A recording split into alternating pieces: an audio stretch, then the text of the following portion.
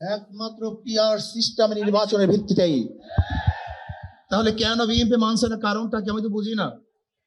অবশ্যই বিএনপি কেও পিআর সিস্টেমে নির্বাচন মানা উচিত। সংস্কার চাই। বিএনপি বলছে আমরা সরকার গঠন করে ক্ষমতায় গিয়ে সংস্কার করব। প্রথম প্রশ্ন হলো এই, আগামীতে বিএনপি ক্ষমতায় যাবেন, এই গ্যারান্টি আপনি কে দিয়েছে? আপনি কিভাবে ভেবেছেন যারা 91 থেকে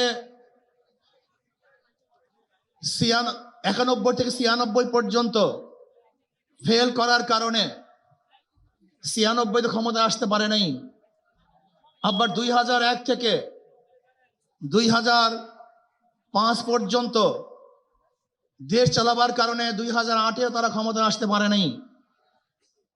2001-এ বিএনপি ইশতেহার ঘোষণা করেছিল, সেই ইশতেহারের মধ্যে 10%ও বিএনপি বাস্তবায়ন করতে পারে নাই।